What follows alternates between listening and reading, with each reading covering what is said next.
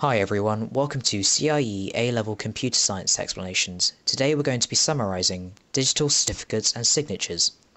This is specific to the CIE A-Level course, so if you're here for any other course, let's face it, CIE is it, so you're much better off, then congrats, you've saved yourself probably about 5 minutes. Let's start with digital certificates.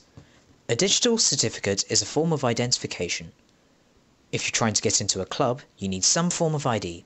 Either a passport or a driver's license, otherwise old Bubba here is going to kick you out. This is the equivalent of a digital certificate. Digital certificates must be obtained from a certification authority, a CA, if you want to send and receive encrypted messages. Anyone can make a certificate, but browsers will only trust certificates from CAs. Browsers such as Chrome and Firefox will come preloaded with certificates from trusted CAs. This is called the Trusted CA Store. Now we shall move on to encryption using digital certificates.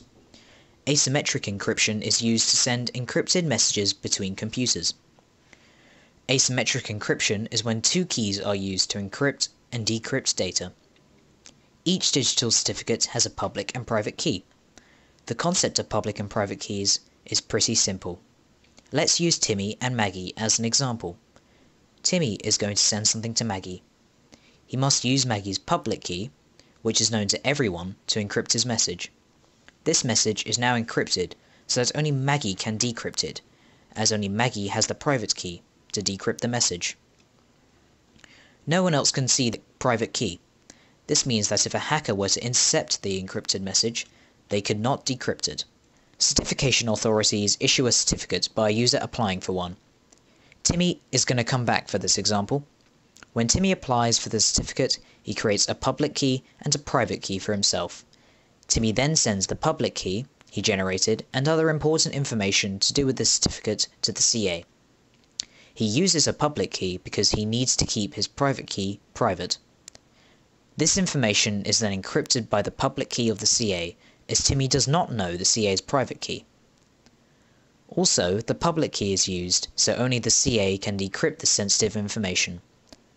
The CA then creates the certificate and encrypts this document using the CA's private key, so that only the CA's public key can decrypt the certificate, proving that the certificate was issued by the CA.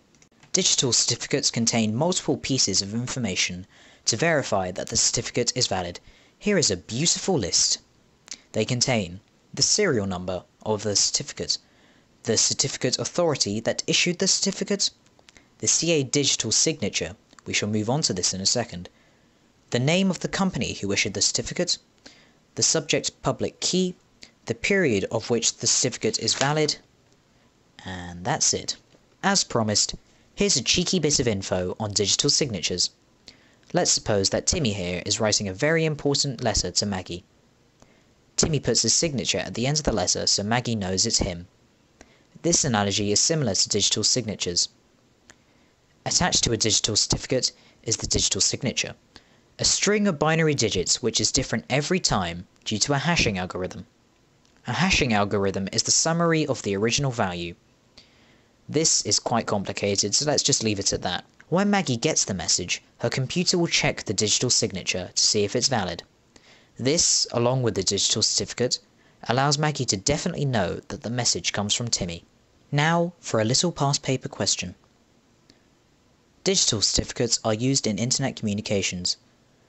A certificate authority is responsible for issuing digital certificates. Name 3 data items present in a digital certificate.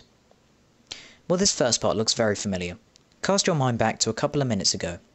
Pause the video and answer the question. You done? So here's what the mark scheme says, and this is what I told you earlier. Simples. Here's the next bit of the question. The method of issuing a digital certificate is as follows.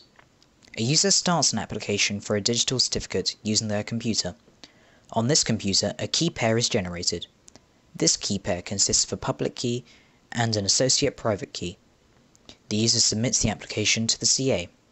The generated blank key and the other application data is sent. The key and data are encrypted using the CA's blank key. The CA creates a digital document containing all necessary data items and signs it using the CA's blank key. The CA sends the digital certificate to the individual. In the above method, there are 3 missing words. Each missing word is either public or private. State the correct word. Justify your choice. Alright, so knock yourself out and I'll be with you when you're done. Pause the video and answer the question. You finished? Well, here's the mark scheme. Again, cast your mind back to earlier on in the video. We've now come to the end of the video, so thanks for watching. I hope this helped. This is easy shiz really. Just rewatch the video as many times as you need to. The watch time is always greatly appreciated. Papa bless.